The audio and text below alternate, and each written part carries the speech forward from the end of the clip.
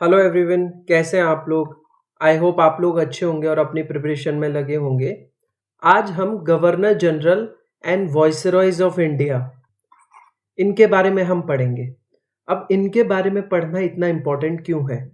अगर हमको history, modern history की क्रोनोलॉजी को समझना है तो हमें गवर्नर जनरल और वॉइसरॉय को भी पढ़ना पड़ेगा। इन दोनों टॉपिक से रिलेटेड डायरेक्ट क्वेश्चन भी आते हैं एग्जाम में, या फिर इनके टाइम पीरियड में जो भी इवेंट हुए थे उससे रिलेटेड क्वेश्चन आते हैं। तो सभी नज़रिए से ये बहुत इंपॉर्टेंट टॉपिक है। तो चलिए शुरू करते हैं। शुरुआत करते हैं वॉरेन हेस्टिंग से, जिनका टाइम पीरियड था 1774 से लेके 85 तक। ये क्या भारत के गवर्नर जनरल थे? नहीं। सबसे पहले पोस्ट जो थी वो पहले थी गवर्नर ऑफ बंगाल, ना कि गवर्नर ऑफ इंडिया। पहले गवर्नर ऑफ बंगाल कौन थे? तो उनका नाम था रॉबर्ट क्लाइव। याद है रॉबर्ट क्लाइव कौन थे? इनसे रिलेटेड एक वॉर है, बैटल है, प्रॉक्सी बैटल है। नाम बताना वो प्रॉक्सी बैटल कौन सी है। तो क्या होता है, 1773 में रेगुलेटिंग एक्ट आता है। इस रेगुलेटिंग एक्ट के तहत ये जो गवर्नर की पोस्ट है इसे खत्म कर दिया जाता है। एक नई पोस्ट इंट्रोड्यूस की जाती है, वो है गवर्नर जनरल। और ये जो गवर्नर जनरल है ये कहाँ के? ये गवर्नर जनरल बंगाल के, गवर्नर जनरल ऑफ बंगाल, ना कि इंडिया। जैसा कि मैंने आपको पहले भी बताया है कि ब्रिटिशर्स ने अपना पहला कॉलोनियल रूल बंगाल में स्टैब्लिश किया था और बंगाल के पहले गवर्नर जनरल बने वॉरेन हेस्टिंग्स। वॉरेन हेस्टिंग्स ने ही इंट्रोड्यूस की थी रिंग फेंस पॉलिसी। ये रिंग फेंस पॉलिसी क्या है? जैसा कि आप सब जानते हैं कि ब्रिटिशर्स का रूल सिर्फ बंगाल तक था। अब अपनी टेरिटरी को सुरक्षित बनाने के लिए रिंग फेंस पॉलिसी इंट्रोड्यूस की थी वॉरेन हेस्टिंग्स ने। जैसा कि आप सब जानते हैं इस टाइम पीरियड में 3 मेजर रूलर्स थे। एक तो मद्रास, एक मराठास और एक हैदराबाद। मद्रास, मराठास एंड हैदराबाद। और भारत में नॉर्थ फ्रंटियर जोन, जो कि अफगानिस्तान वाला एरिया, वहाँ से बहुत ज़्यादा इन्वेजन होता था। तो उस इन्वेजन से बंगाल को बचाने के लिए इन्होंने क्या किया, जो मेजर मिलिट्री रीजन्स हैं उनसे अपनी टेरिटरी की दूरी बनाई और बफर स्टेट क्रिएट किए। ये बफर स्टेट क्या थे? बफर स्टेट वो थे जो ब्रिटिशर्स की छोटी सी आर्मी रखते थे, जो ब्रिटिशर्स टेरिटरी को मेजर मिलिट्री टेरिटरी से बचाते थे। इससे ब्रिटिश कॉलोनी को 2 फायदे हुए। एक तो ये मेजर मिलिट्री जो इन्वेजन्स हैं उनसे बच गए। दूसरा, ये जो बफर आर्मी जो क्रिएट की जाती थी बफर स्टेट में, उनका जो भी एक्सपेंस है वो स्टेट ही उठाता था। तो फ्री में खुद की आर्मी भी एक्सपेंड होने लगी। ये था रिंग फेंस पॉलिसी के बारे में। ऑफ लगा रखा है रिंग फेंस पॉलिसी, या इसे ही कहते हैं पॉलिसी ऑफ रिंग फेंस। और क्या क्या हुआ वॉरेन हेस्टिंग के टाइम पीरियड के दौरान? 1774 में सुप्रीम कोर्ट, भारत का पहला सुप्रीम कोर्ट बना। और ये कहाँ बना था? ये बना था फोर्ट विलियम्स, कोलकाता में। और क्या हुआ था? 1780 में भारत को अपना पहला न्यूज़पेपर मिला, जिसका नाम था बंगाल गजट। और इस बंगाल गजट के फाउंडर कौन थे? इसके फाउंडर थे जेम्स ऑगस्ट हिक्की। और क्या हुआ? 1781 में मुस्लिम एजुकेशन के लिए मदरसों का निर्माण किया गया। क्या बनाए गए? मदरसा फॉर मुस्लिम एजुकेशन। इसी दौरान ही Asiatic society of Bengal, Asiatic society of Bengal का भी गठन हुआ था। इसका गठन किसने किया था? इसका गठन किया था सर विलियम जोन्स ने। Sir William Jones. ये कब हुआ था? ये हुआ था 1783 में। अच्छा, इसी दौरान भगवत गीता का इंग्लिश में ट्रांसलेशन किया था। तो इसको इंग्लिश में ट्रांसलेट किसने किया था? इसको इंग्लिश में ट्रांसलेट किया था विल्किंस ने। किसने ट्रांसलेट किया था? Wilkins. Translate by William Wilkins. William Wilkins. तो ये सब इवेंट थे वॉरेन हेस्टिंग के टाइम पीरियड के दौरान। और वॉरेन हेस्टिंग को ही बोला जाता है फादर ऑफ जुडिशियल सिस्टम। वैसे तो ये एक करप्ट गवर्नर जनरल था, इसने ही जुडिशियल सिस्टम का फ़ायदा उठाते हुए पहला जुडिशियल मर्डर भी करवाया था। लेकिन जुडिशियल में बहुत सारे रिफॉर्म्स किए गए थे, इस वजह से इसे फादर ऑफ जुडिशियल सिस्टम भी बोला जाता है। तो ये था वॉरेन हेस्टिंग्स के बारे में। अगला गवर्नर जनरल ऑफ बंगाल था लॉर्ड कॉर्नवालिस। इनका टाइम पीरियड था 1786 से लेके 1793। इन्हें ही बोला जाता है father of Indian civil services. Father of Indian civil services. Cornwallis ने ही इंट्रोड्यूस किया था परमानेंट सेटलमेंट, स्थायी बंदोबस्त। अब ये स्थायी बंदोबस्त है क्या, इसके बारे में बताता हूँ। सबसे पहली चीज, ये परमानेंट सेटलमेंट इंट्रोड्यूस कब किया था? ये इंट्रोड्यूस किया था 1793 में। कहाँ किया गया था? गवर्नर जनरल कहाँ के थे? बंगाल के। तो कहाँ इंट्रोड्यूस किया होगा? बंगाल में। जरा मैप में हम 3 चीजों के बारे में समझते हैं, एक परमानेंट सेटलमेंट, एक रैयतवारी, एक महलवारी। जैसा मैंने आपको बताया, परमानेंट सेटलमेंट कहाँ इंट्रोड्यूस किया? बंगाल में इंट्रोड्यूस किया। कब इंट्रोड्यूस किया था? 1793 में। इसे बोला जाता है स्थायी बंदोबस्त। इसमें क्या था, जो बीच में मीडिएटर करने वाले जमींदार थे उनको हटा दिया गया। उनसे रिवेन्यू ना कलेक्ट करते हुए डायरेक्ट पीजेंट्स, जो फार्मर्स होते थे, उनसे रिवेन्यू कलेक्ट किया जाने लगा। तो ये क्या था? ये था स्थायी बंदोबस्त। किसके द्वारा इंट्रोड्यूस किया गया? ये इंट्रोड्यूस किया गया कॉर्नवालिस के द्वारा।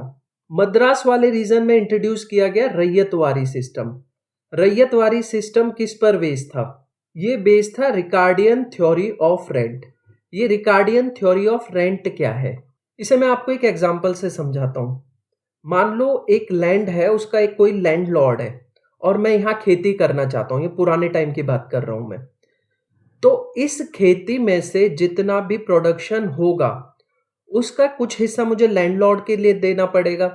वो जो लैंडलॉर्ड को दिया जाता है वो क्या दिया जाता है? वो दिया जाता है रेंट। और मैं ये रेंट किस लिए दे रहा हूं? इस ये जो जमीन है इसका इस्तेमाल करने के लिए। उन्होंने बोला था ये जो जमीन है, ये जो अर्थ है, ये ओरिजिनल है और इंडिस्ट्रक्टिबल इन नेचर है, जो कि काफी सारे अजम्पशन थे इसके रिगार्डिंग। जैसा कि आप जानते हैं कि पॉल्यूशन के चलते जो ये लैंड है इसकी फर्टिलिटी भी धीरे धीरे कम हो जाती है। ये कुछ अजम्पशन थी, तो ज़्यादा डीप में नहीं जाऊंगा, बस आपको समझा दिया कि एक किराएदार है, वो मकान मालिक को रेंट देता है। किस लिए? उस अपने प्रोडक्शन का जो कुछ हिस्सा है वो रेंट के रूप में इसलिए देता है क्योंकि उसने अर्थ, उसकी ज़मीन का इस्तेमाल किया है। और ये रैयतवारी सिस्टम इंट्रोड्यूस कब हुआ था? 1793 में हुआ। परमानेंट सेटलमेंट 1820 में इंट्रोड्यूस किया गया था। इस टाइम पे गवर्नर जनरल ऑफ बंगाल थे हेस्टिंग्स, ना कि वॉरेन हेस्टिंग्स। और ये इंट्रोड्यूस किसने किया था? ये इंट्रोड्यूस किया था हेक्टर मुनरो ने। और महलवारी सिस्टम इंट्रोड्यूस हुआ था पंजाब में। अब महलवारी सिस्टम में क्या होता था, कई सारे गांवों को मिला के महल बना दिया जाता था और वो महल जो थे वो रिवेन्यू कलेक्ट करके ब्रिटिशर्स को देते थे। ये इंट्रोड्यूस कब किया गया था? ये 1822 में इंट्रोड्यूस किया था। किसने इंट्रोड्यूस किया था? Holt Mackenzie. अच्छा, महलवाड़ी सिस्टम से एक और नाम भी आता है, लॉर्ड विलियम बेंटिक। तो ये दोनों नाम आप याद रखना, विलियम बेंटिक या होल्ट मैकेंजी। दोनों ने ही अपने अपने टाइम पीरियड में महलवाड़ी सिस्टम इंट्रोड्यूस किया था। कहाँ इंट्रोड्यूस किया था? पंजाब वाले रीजन में। और क्या हुआ था कॉर्नवालिस के टाइम पे? कॉर्नवालिस के टाइम पे थर्ड एंग्लो मैसूर वॉर हुई। थर्ड एंग्लो मैसूर वॉर, जिसका टाइम पीरियड क्या था? इसका टाइम पीरियड था 1790 से लेकर 92। और ये कौन सी ट्रीटी से खत्म हुई थी? Treaty of Srirangapatnam. और लीड कौन कर रहे थे मैसूर वाले रीजन को? टीपू सुल्तान। और 1805 में जब ये दोबारा से गवर्नर जनरल बने, तब सेकेंड टाइम जब ये अपना पीरियड सर्व कर रहे थे, उस दौरान गाजीपुर में इनकी मृत्यु हुई थी। 2 बार गवर्नर जनरल बने थे ये। तो नेक्स्ट बात करते हैं हम लॉर्ड वेलेस्ली। वेलेस्ली ने खुद को एक टाइटल दिया। वो टाइटल क्या था? Lion of Bengal. इसी ने ही इंट्रोड्यूस किया था सब्सिडरी अलायंस। सब्सिडरी अलायंस, इसे हिंदी में बोलते हैं सहायक संधि। इस सहायक संधि के तहत होता क्या था? इस सहायक संधि के तहत जो भी इसको साइन करता था उसको ब्रिटिशर्स आर्मी रखनी पड़ती थी। एक तरीके से आप आज के टाइम पीरियड में देखते हो ना, हफ्ता वसूली, ऐसा कुछ करती थी ब्रिटिशर्स। ये क्या करते थे, अपनी सेना रखते थे उस स्टेट में, उस सेना का खर्चा भी स्टेट ही उठाता था, वो राज्य ही उठाता था, और किसी और अलायंस में जाने से पहले इन ब्रिटिशर्स से पूछताछ की जाती थी, इनकी मंजूरी लेनी पड़ती थी। ये सब होता था सब्सिडरी अलायंस। सब्सिडरी अलायंस एक तरीके से ये जो रिंग फेंस पॉलिसी मैंने बताई थी ना आपको, वॉरेन हेस्टिंग वाली, उसका एक्सटेंशन ही है।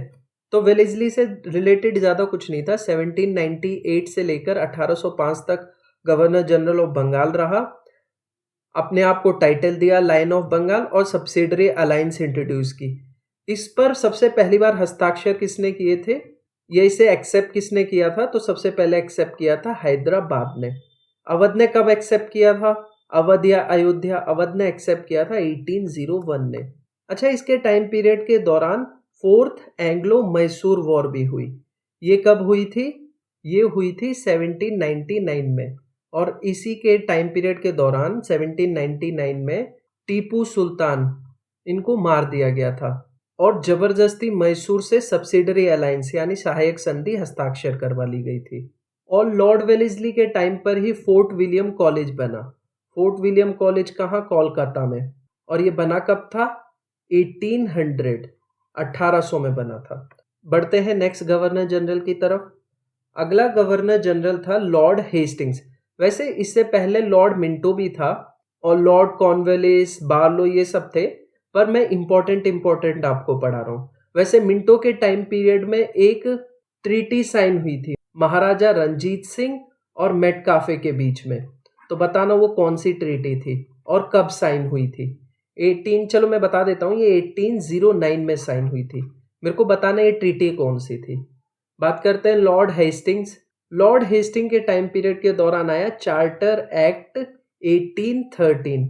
इस एक्ट में क्या था, इस एक्ट में ईस्ट इंडिया कंपनी, इसकी जो मोनोपोली थी ट्रेड पर, वो खत्म कर दी। ट्रेड पर मोनोपोली को खत्म कर दिया गया, लेकिन इसमें एक्सेप्शन था। वो एक्सेप्शन क्या था, इसकी मोनोपोली अभी भी चाइना और टी, इन दोनों की ट्रेड पर थी। चाइना के साथ ट्रेड में और टी ट्रेड में अभी भी ईस्ट इंडिया कंपनी की मोनोपोली थी। एजुकेशन प्रोविजन इंट्रोड्यूस किए गए, मिशनरी एक्टिविटीज तेज हो गई। ये सब किसके टाइम पीरियड में हुआ, लॉर्ड हेस्टिंग्स। और मैंने आपको बताया था रैयतवारी सिस्टम और महलवारी सिस्टम, वो भी किसके टाइम पीरियड में आया था, लॉर्ड हेस्टिंग। तो बढ़ते हैं नेक्स्ट गवर्नर जनरल। अगला गवर्नर जनरल था लॉर्ड विलियम बेंटिक। ये बंगाल का आखिरी और भारत का पहला गवर्नर जनरल था, first governor general of India. तो क्वेश्चन आए कि first governor general of Bengal कौन, तो वॉरेन हेस्टिंग। लेकिन क्वेश्चन आता है कि first governor general of India कौन, तो उसका आंसर है lord William Bentinck. Lord William Bentinck के टाइम पीरियड में चार्टर एक्ट 1833 आया। इस एक्ट के अकॉर्डिंग ईस्ट इंडिया कंपनी को एडमिनिस्ट्रेटिव बॉडी बना दिया, एडमिनिस्ट्रेटिव बॉडी बना दिया। यानी इस एक्ट के अकॉर्डिंग ईस्ट इंडिया कंपनी का जो कमर्शियल वर्क था, जो कमर्शियल बॉडी की तरह जो काम कर रही थी, वो अब कमर्शियल बॉडी की तरह काम ना करते हुए वो एक एडमिनिस्ट्रेटिव बॉडी की तरह काम करने लगी। अच्छा, लॉर्ड हेस्टिंग्स के बारे में मैं एक चीज़ बताना आपको भूल गया था। इन्होंने एंड किया था पॉलिसी ऑफ नॉन इंटरवेंशन और इंट्रोड्यूस की पॉलिसी ऑफ पैरामाउंसी। अब ये पॉलिसी ऑफ नॉन इंटरवेंशन क्या है और पॉलिसी ऑफ पैरामाउंसी क्या है, ये आपको समझा देता हूँ। पहले ब्रिटिशियर्स जितने भी इंडियन प्रिंस होते थे या उनके राज्य होते थे, उनमें हस्तक्षेप नहीं करते थे। ये policy of non intervention John Shore के टाइम पीरियड में आई थी, जब governor general of Bengal John Shore था तब आई थी, पर इसको एंड कर दिया था लॉर्ड हेस्टिंग्स ने। वो लेकर आया पॉलिसी ऑफ पैरामाउंसी। उसने इंटरफेयर करना शुरू कर दिया, जो भी राज्य थे इंडियन प्रिंसेस के द्वारा, जो भी भारतीय राजाओं के द्वारा जो राज्य थे, उसमें हस्तक्षेप करना इसने शुरू कर दिया। इसका मानना था कि स्टेबिलिटी के लिए, भारत में स्टेबिलिटी के लिए जो भारत के राजा हैं वो कैपेबल नहीं है, तो इसलिए ब्रिटिशर्स का इंटरवेंशन बहुत जरूरी है। इसलिए इसने भारत की पॉलिटिक्स में इंटरफेयर करना शुरू कर दिया, जिसे बोला पॉलिसी ऑफ पैरामाउंसी। तो वापस आते हैं लॉर्ड विलियम बेंटिक। विलियम बेंटिक्स ने थग्स को सप्रेस करने के लिए मुहिम चलाई। इसी ने ही 1829 में सती प्रथा को खत्म किया। और किसकी हेल्प से खत्म किया था? राजा राम मोहन रॉय। और राजा राम मोहन रॉय को राजा की उपाधि किसने दी थी? अकबर सेकंड ने। और क्या हुआ था इसके टाइम पीरियड में? इसकी टाइम पीरियड में ही एक एजुकेशन पॉलिसी आई थी जिसका नाम था Macaulay minute. Macaulay minute. Macaulay minute में डाउनवर्ड फिल्ट्रेशन थ्योरी थी। ये डाउनवर्ड फिल्ट्रेशन थ्योरी क्या है? इस थ्योरी के अनुसार इसका मानना था मैकुले का कि आप जो अमीर वर्ग है, जो उच्च वर्ग है भारत के अंदर, उसको आप एजुकेट कर दीजिए। वो एजुकेट हो जाएंगे तो वो निचले वर्ग को एजुकेट कर देंगे। या जो इंग्लिश जो एजुकेशन है, जो इंग्लिश लैंग्वेज है, उसको फिल्टर आउट कर देंगे नीचे की तरफ, ऊपरी वर्ग से निचले वर्ग तक। इसी ने ही भारतीय शिक्षा में इंग्लिश को इंट्रोड्यूस किया था और इसने वेस्टर्न एजुकेशन की पैरवी की थी। और विलियम बेंटिक के टाइम पीरियड में ही कोलकाता मेडिकल कॉलेज बना। कोलकाता मेडिकल कॉलेज ये कब बना था? ये बना था 1835 में। 1835 कोलकाता मेडिकल कॉलेज। तो बढ़ते हैं नेक्स्ट गवर्नर जनरल। अगला गवर्नर जनरल था लॉर्ड डलहौजी। देखो, विलियम बेंटिक और डलहौजी के बीच में और भी गवर्नर जनरल थे, पर मैं आपको इंपॉर्टेंट बता रहा हूँ जो एग्जाम को देखते हुए बहुत इंपॉर्टेंट है। लॉर्ड डलहौजी का टाइम पीरियड था 1848 से लेके 1856 और इसे ही कहते हैं father of Indian railway. Father of Indian railway. Father of Indian railway क्यों कहा जाता है? क्योंकि इसी के टाइम पीरियड में ही मुंबई से थाने पहली बार ट्रेन चली थी। एक पैसेंजर ट्रेन चली थी मुंबई से थाने। कब चली थी? 1853 में। डलहौजी ने ही इंट्रोड्यूस किया था doctrine of lapse.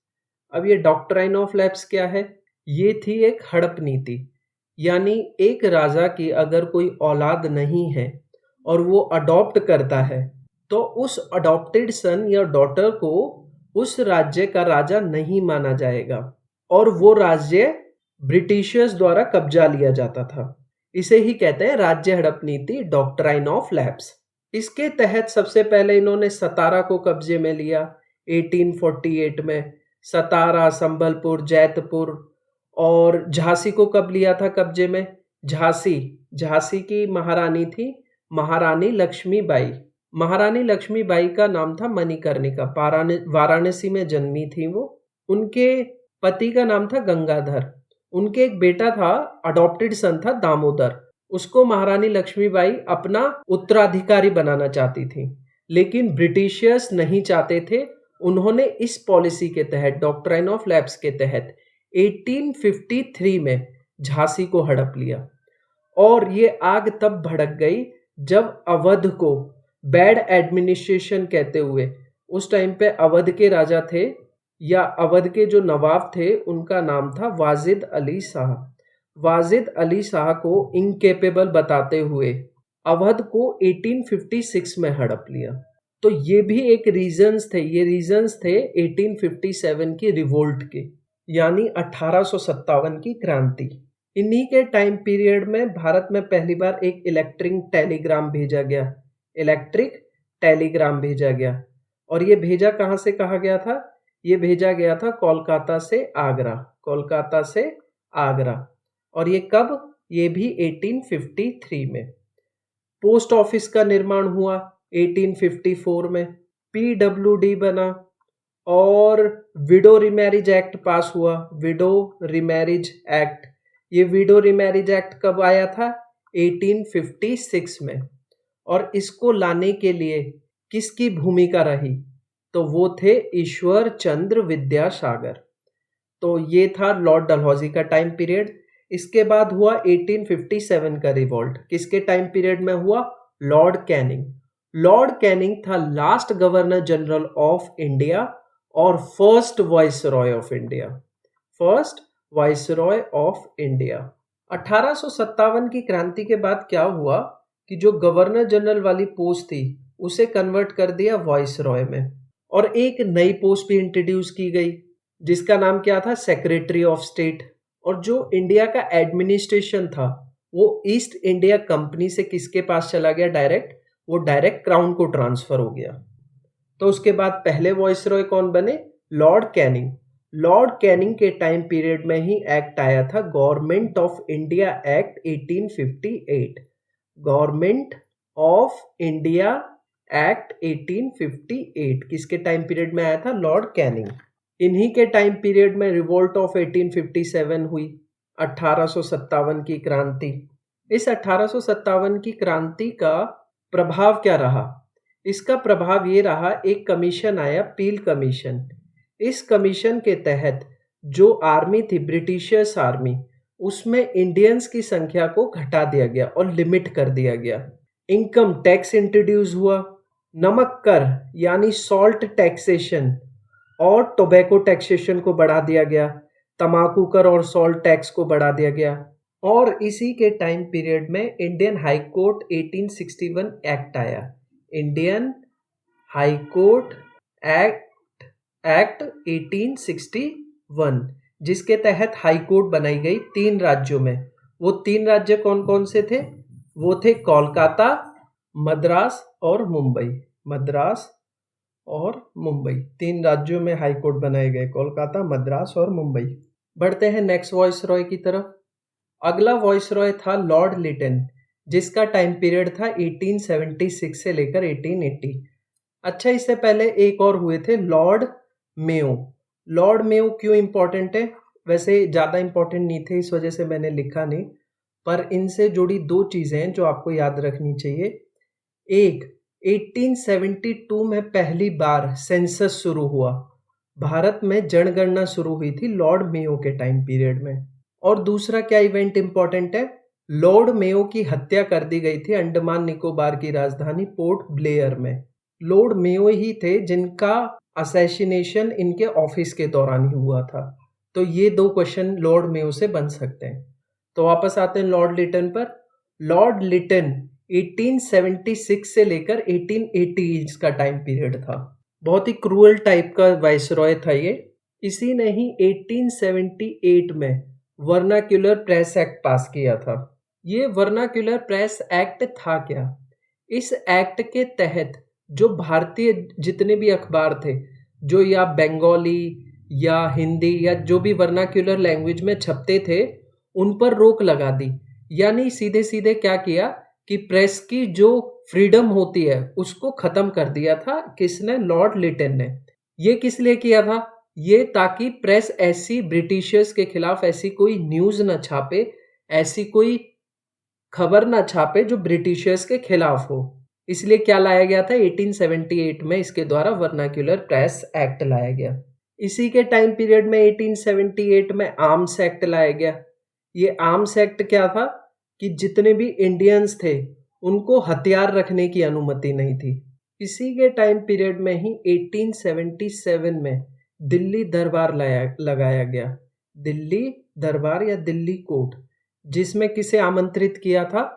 Queen Victoria को। और इन्हीं को ही एक टाइटल दिया गया। वो टाइटल कौन सा था? केसरे हिंद। अच्छा, ये जो केसरे हिंद टाइटल है वो एक इंडियन पर्सनैलिटी को भी दिया गया है, जिन्होंने 1919 यानी 1919 में अपनी ये उपाधि त्याग दी थी।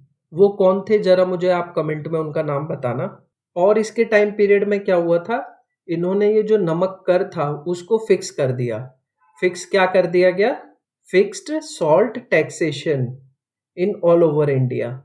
पूरे भारत में जो सॉल्ट टैक्स था, नमक कर था, उसको फिक्स कर दिया। बढ़ते हैं नेक्स्ट वॉइसरॉय की तरफ। ये है लॉर्ड रिपन, जिनका टाइम पीरियड था 1880 से लेके 1884। इन्हीं को ही कहा जाता है father of Indian self government. काफ़ी लीनियंट थे, इसीलिए काफ़ी सारे भारतीयों के चहेते थे, और इनके नाम के साथ लॉर्ड लगाना भी सही है। तो इनका टाइम पीरियड था 1880 से लेके 1884। इन्हीं के टाइम पीरियड के दौरान 1881 में भारत के पहले फर्स्ट सिंक्रोनस सेंसस शुरू हुआ। फर्स्ट सिंक्रोनस सेंसस यानी 1881 के बाद हर 10 साल में भारतीय जनगणना होने लगी।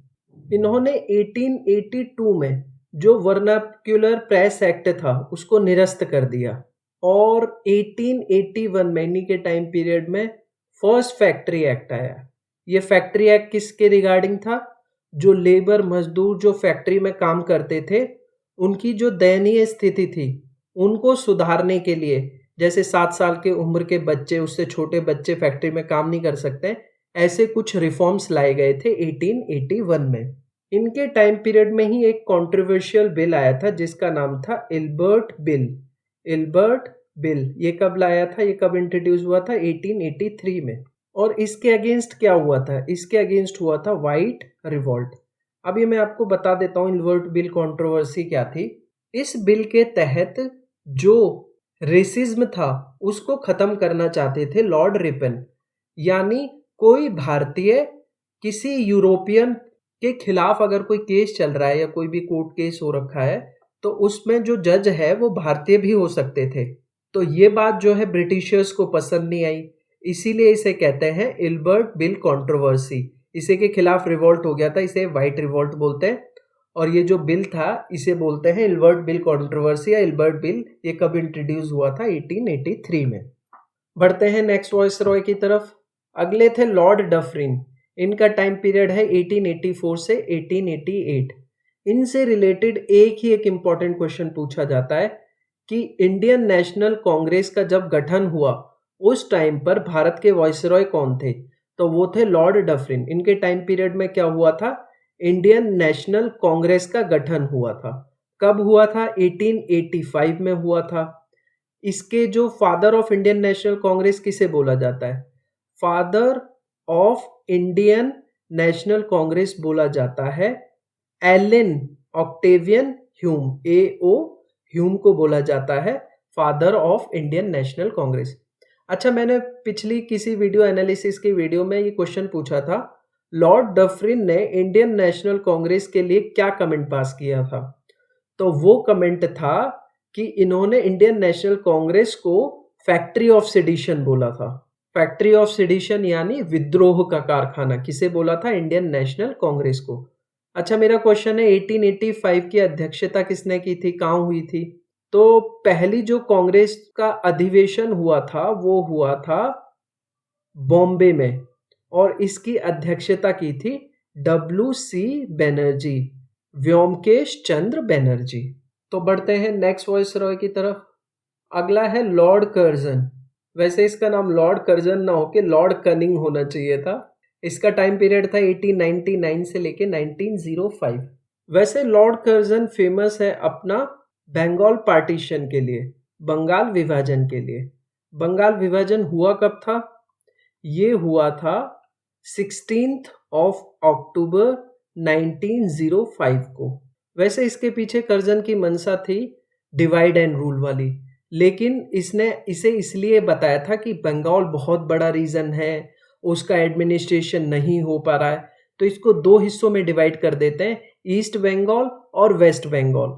ईस्ट बंगाल और वेस्ट बंगाल, जिससे कि इसका एडमिनिस्ट्रेशन ईजी हो जाए। लेकिन इसके पीछे की मंशा सिर्फ इतनी थी कि जितने भी रिवॉल्यूशनरी होते थे बंगाल वाले रीजन के, उनको दबाना चाहता था और हिंदू मुस्लिम एकता को खत्म कर यानी कम्युनल राइट्स को भड़काना चाहता था और डिवाइड करके रूल करना चाहता था। इसी के टाइम पीरियड में 1902 में फ्रेजर कमीशन आया।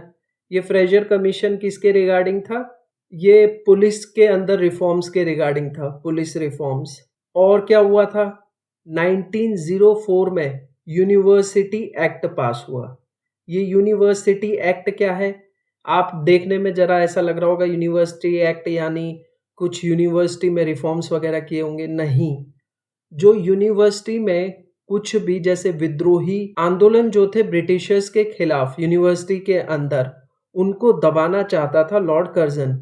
उसके लिए कुछ स्ट्रिक्ट रिफॉर्म्स लेके आया था, उन्हीं को ही कहा गया यूनिवर्सिटी एक्ट। कब आया ये? 1904 में।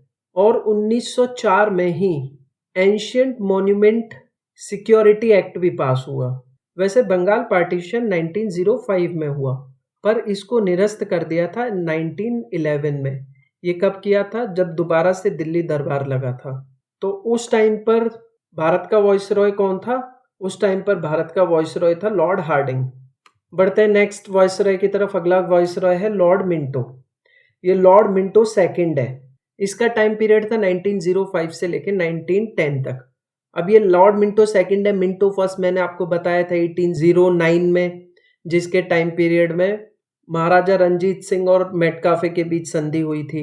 लॉर्ड मिंटो को बोला जाता है फादर ऑफ कम्युनल इलेक्टोरेट।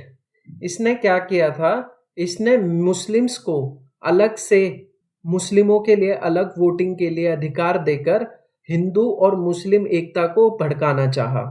मतलब कि हिंदू और मुस्लिम्स के बीच में जो है आग लगानी चाहिए, तो इसीलिए ही इसे बोलते हैं फादर ऑफ कम्युनल इलेक्टोरेट।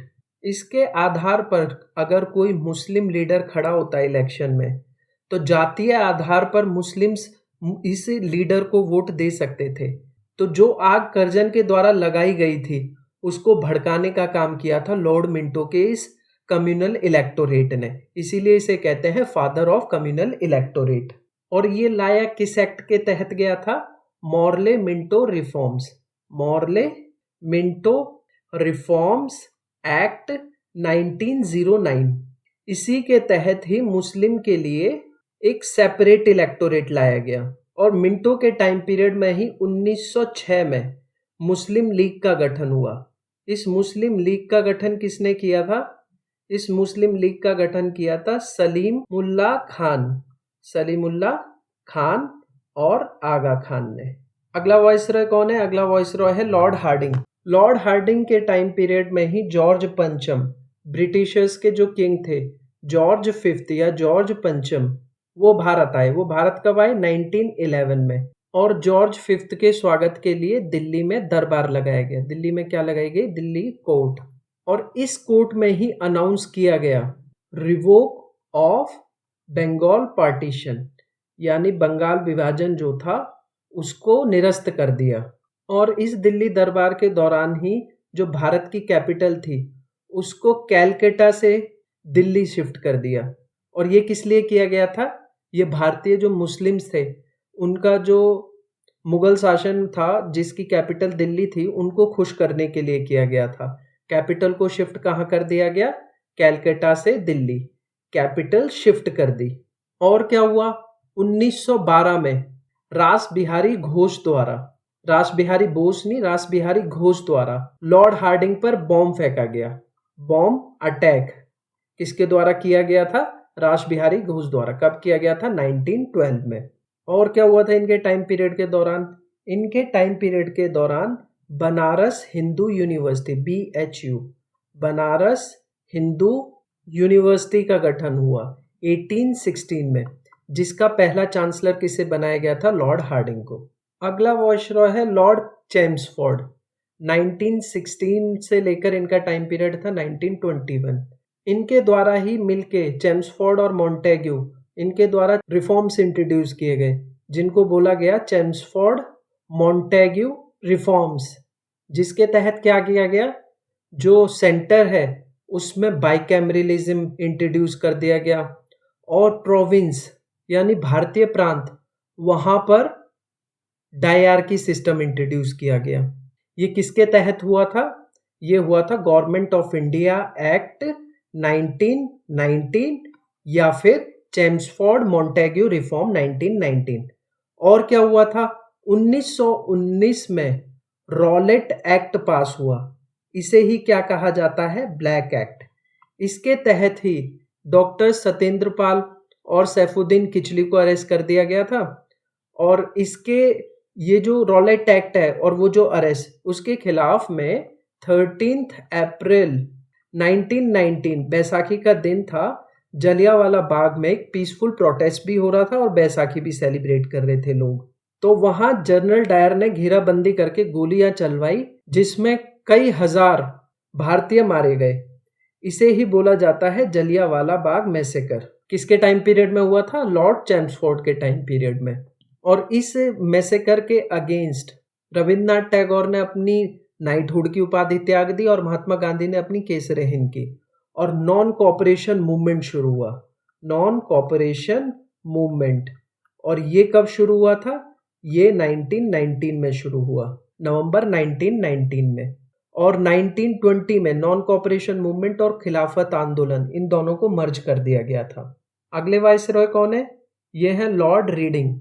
इनका टाइम पीरियड था 1921 से लेके 1926। इनके टाइम पीरियड के दौरान ही 1921 में प्रिंस ऑफ वेल्स ने भारत का दौरा किया और फरवरी 1922 को चौरी चौरा इंसिडेंट हुआ। ये चौरी चौरा इंसिडेंट क्या था? गोरखपुर का एक कस्बा है चौरी चौरा, जहां पर एक पुलिस स्टेशन को पुलिस कर्मी थे जिन्होंने मास प्रोसेशन जो था लोगों का उस पर लाठीचार्ज कर दिया। जब भीड़ आक्रोशित हो गई तो वो पुलिस स्टेशन में जाके छुप गए और भीड़ ने हिंसक रूप ले लिया और उस पुलिस स्टेशन को आग लगा दी, जिसके तहत 12 से 15 जो पुलिसकर्मी थे वो जलकर मर गए थे। इसे कहते हैं चौरी चौरा ट्रेजेडी या चौरी चौरा इंसिडेंट। इसी इंसिडेंट के कारण ही नॉन कॉपरेशन मूवमेंट को गांधी जी ने खत्म कर दिया। लॉर्ड रीडिंग के टाइम पीरियड में ही 1921 में मोपला रिवॉल्ट हुआ। इसे मोपला या मपिला रिवॉल्ट भी कहते हैं। और ये मोपला रिवॉल्ट हुआ कहाँ था? ये हुआ था साउथ इंडिया में। बढ़ते हैं नेक्स्ट वाइसरॉय की तरफ। नेक्स्ट है लॉर्ड इरविन। इनका टाइम पीरियड है 1926 से लेके 1931। इन्हीं के टाइम पीरियड में ही 1927 में साइमन कमीशन का गठन हुआ। इसे ही व्हाइट कमीशन भी बोला जाता है। इसे व्हाइट कमीशन क्यों बोला जाता है? क्योंकि इसके सारे मेंबर्स ब्रिटिशर्स थे। और ये कमीशन किस लिए बनाया गया था? ये कमीशन बनाया गया था गवर्नमेंट ऑफ इंडिया एक्ट 1919 जो बना था, उस एक्ट के रिव्यू के लिए ये कमीशन बना था। ये भारत कब आया था? ये भारत आया था 1928 में। Came to India in 1928। Simon commission में कितने मेंबर थे? साइमन कमीशन में थे 7 मेंबर और सातों के सातों कौन थे? ब्रिटिशर्स थे। और इस साइमन कमीशन के अगेंस्ट रिवोल्ट कर रहे थे। एक प्रोटेस्ट चल रहा था जिसमें लाला लाजपत राय, इनकी मृत्यु हो गई थी। इनकी मृत्यु कैसे हुई थी? लाठीचार्ज हो गया था भीड़ पर, तो इनके सर पर लाठियां बरसाई गई थी। और लाठीचार्ज का आदेश किसने दिया था? स्कॉट ने दिया था। बाद में इस स्कॉट को मारने की रणनीति बनाई भगत सिंह, चंद्रशेखर आजाद वगैरह ने, जिसमें स्कॉट को गोली ना लग के उन्होंने सॉन्डर्स को मार दिया। सॉन्डर्स की हत्या के बाद बॉम्ब इंसिडेंट्स भी हुआ। जो बटुकेश्वर दत्त के साथ भगत सिंह ने बॉम्ब फेंका था, असेंबली बॉम्ब इंसिडेंट हुआ। जिसके बाद 23 मार्च 1931 को राजगुरु, सुखदेव और भगत सिंह को फांसी पर लटका दिया गया था। वैसे इनकी फांसी का आदेश 24 मार्च को हुआ था, लेकिन जेल के बाहर बढ़ती भीड़ को देखकर एक दिन पहले ही रात को 23 मार्च को उनको फांसी दे दी गई। इरविन के साथ ही गांधी ने एक पैक्ट भी साइन किया था, जिसे कहते हैं गांधी इरविन पैक्ट, जो साइन हुआ था 1931। जिसके बाद जो भगत सिंह के सपोर्टर थे वो गांधी जी के खिलाफ हो गए थे, क्योंकि गांधी जी चाहते तो ऐसा मानना था उनका कि वो भगत सिंह की फांसी को रुकवा सकते थे, क्योंकि और भी मांग जो थी गांधी जी ने इरविन से उस पैक्ट में मनवाई थी। और इस एक्ट के साइन होने के बाद गांधी जी ने सेकेंड राउंड टेबल कॉन्फ्रेंस जो कि 1931 में हुआ था, उसमें पार्टिसिपेट किया था। और जो नॉन ओबीडियंस मूवमेंट जो चल रहा था, सविनय अवज्ञा आंदोलन, उसको 1931 में रिपील कर दिया गया था, कैंसिल कर दिया गया था उस दौरान। और ये जो नॉन ओबीडियंस मूवमेंट ये शुरू कब हुआ था? तो ये नॉन ओबीडियंस मूवमेंट शुरू हुआ था 1930 में, सविनय अवज्ञा आंदोलन। और किसके टाइम पीरियड में? लॉर्ड इरविन के टाइम पीरियड में। तो बढ़ते हैं नेक्स्ट वॉइसरॉय की तरफ। अगला वॉइसरॉय था लॉर्ड विलिंगडन, 1931 से लेके 1936। इसके टाइम पीरियड में हुई थी सेकेंड राउंड टेबल कॉन्फ्रेंस, दूसरा गोलमेज सम्मेलन, जिसकी नींव रखी थी गांधी इरविन पैक्ट 1931 वाला जो पास हुआ था। तो ये सेकेंड राउंड टेबल कॉन्फ्रेंस कहाँ हुई थी? लंदन में हुई थी। और कब हुई थी? 1931 में। यही कॉन्फ्रेंस थी जिसमें गांधी जी ने पार्टिसिपेट किया था। जो थर्ड राउंड टेबल कॉन्फ्रेंस, उसमें गांधी जी ने हिस्सेदारी नहीं ली थी, जो कि हुई थी 1932 में। सेकेंड राउंड टेबल कॉन्फ्रेंस के बाद में दोबारा से सविनय अवज्ञा आंदोलन शुरू कर दिया गया, जिसके तहत गांधी जी को अरेस्ट कर लिया गया और पूना की येरवड़ा जेल में भेज दिया। तीसरे गोलमेज सम्मेलन 1932 के दौरान रैमजे मैकडोनाल्ड, जो कि उस समय ब्रिटेन का प्रधानमंत्री था, उसने कम्युनल अवार्ड अनाउंस कर दिए। इस कम्युनल अवार्ड्स में क्या था, पहले जो इलेक्टोरेट था वो सेपरेट इलेक्टोरेट मुस्लिम्स को था, लेकिन उसको एक्सटेंड कर दिया गया। डिप्रेस क्लास को भी एक सेपरेट इलेक्टोरेट की बात की गई कम्युनल अवार्ड में। इसके अगेंस्ट पूना की यरवड़ा जेल में गांधी जी ने भूख हड़ताल कर दी, फास्ट अनटू डेथ। इस हड़ताल का असर ये हुआ कि पब्लिक के बढ़ते प्रभाव और गांधी जी की बिगड़ती हालत के कारण 1932 में पूना पैक्ट साइन हुआ। और ये पूना पैक्ट किस किस के बीच में साइन हुआ था? ये साइन हुआ था B.R. अम्बेडकर और गांधी जी। और ये जो पूना पैक्ट था, इसकी जो मध्यस्थता की थी B.R. अम्बेडकर और गांधी जी के बीच की, वो की थी मदन मोहन मालवीय द्वारा। तो ये सारे इंसिडेंट किसके टाइम पीरियड में हुए थे? Lord Willingdon. उस टाइम पे वाइसरॉय कौन था? Lord Willingdon. और क्या इंपॉर्टेंट हुआ था? इन्हीं के टाइम पीरियड के दौरान गवर्नमेंट ऑफ इंडिया एक्ट 1935 आया, जो कि भारतीय संविधान का ब्लूप्रिंट भी इसे ही कहा जाता है, गवर्नमेंट ऑफ इंडिया एक्ट 1935। इस एक्ट में क्या था? इस एक्ट के तहत जो बाइकैमरलिज्म था वो प्रोविंस में इंट्रोड्यूस कर दिया, और जो डायरकी थी वो सेंटर में इंट्रोड्यूस कर दी थी। तो बढ़ते हैं नेक्स्ट वॉइसरॉय की तरफ। अगले वॉइसरॉय थे लॉर्ड लिनलिथगो। इनका टाइम पीरियड था 1936 से लेकर 1943 तक। इनके टाइम पीरियड के दौरान सबसे बड़ी घटना क्या हुई? इनके टाइम पीरियड के दौरान सबसे बड़ी घटना ये हुई कि 1 सितंबर 1939 को सेकेंड वर्ल्ड वॉर शुरू हो गई। वैसे इनको एक चीज के लिए जानते हैं कि इनका जो टाइम पीरियड था वो serving time period as a viceroy सबसे ज्यादा था। तो longest serving time as viceroy. और क्या हुआ था लॉर्ड लिनलिथगो के टाइम पीरियड में? पहली बार इलेक्शन हुए थे, फर्स्ट इलेक्शन हुए थे, जिसमें विजेता कौन रहा था? जिसमें विजय रही थी इंडियन नेशनल कांग्रेस। तो ये दो इंपॉर्टेंट घटना हुई थी इस वाइसरॉय के दौरान। तो बढ़ते हैं नेक्स्ट वॉइसरॉय की तरफ। तो इनका नाम है लॉर्ड वेवेल। इनका टाइम पीरियड था 1943 से लेके 1947। अच्छा, वैसे लिनलिथगो के टाइम पीरियड के दौरान और भी कुछ इंपॉर्टेंट घटनाएं थी, अगर हम वैसे देख सकते हैं। जैसे ऑगस्ट ऑफर आया था। ऑगस्ट ऑफर कब आया था? ऑगस्ट ऑफर आया था 1940 को। और 1942 में क्रिप्स मिशन आया था। ऑगस्ट ऑफर और क्रिप्स मिशन दोनों ही फेल रहे थे। फिर 1942 में एक क्रांति हुई थी जिसे अगस्त क्रांति बोलते हैं, और इसे ही बोलते हैं भारत छोड़ो आंदोलन, क्विट इंडिया मूवमेंट। ये एक लीडरलेस मूवमेंट था। इस मूवमेंट के दौरान उषा मेहता ने अंडरग्राउंड रेडियो चलाया और ग्वालियर टैंक पर अरुणा असफ अली ने झंडा फहराया था। तो वापस आते हैं लॉर्ड वेवेल की तरफ। लॉर्ड वेवेल के टाइम पीरियड में क्या हुआ? लॉर्ड वेवेल के टाइम पीरियड में बस एक इंपॉर्टेंट एक घटना हुई थी, कैबिनेट मिशन आया। कैबिनेट मिशन ये कब आया था? ये आया था 1946 में। इसके मेंबर कौन कौन थे? इसके मेंबर थे पैथिक लॉरेंस, स्टैफोर्ड क्रिप्स और अलेक्जेंडर। इस कैबिनेट मिशन को लीड कौन कर रहे थे? इस मिशन को लीड कर रहे थे पैथिक लॉरेंस। और इन्हीं के टाइम पीरियड में एक कॉन्फ्रेंस हुई थी, सिमला कॉन्फ्रेंस बोलते हैं या उसे ही बोलते हैं वेवेल प्लान। ये कब आया था? 1945 में। ये किस लिए था? ये कॉन्फ्रेंस किस लिए थी? ये शिमला में कॉन्फ्रेंस थी। ये जो भारत की पॉलिटिक्स में एक डेडलॉक की स्थिति हो गई थी, जैसे कि मुस्लिम लीग डिमांड कर रही थी एक अलग मुस्लिम नेशन की और भारतीय देना नहीं चाहते थे, तो उसको रिजॉल्व करने के लिए प्लान आया था, वेवेल प्लान, जिसमें एक सेपरेट इलेक्टोरेट की बात की गई थी मुस्लिम्स के लिए और इक्वल रिप्रेजेंटेशन हिंदू मुस्लिम के लिए दिया गया था, पर ये फेल रहा था।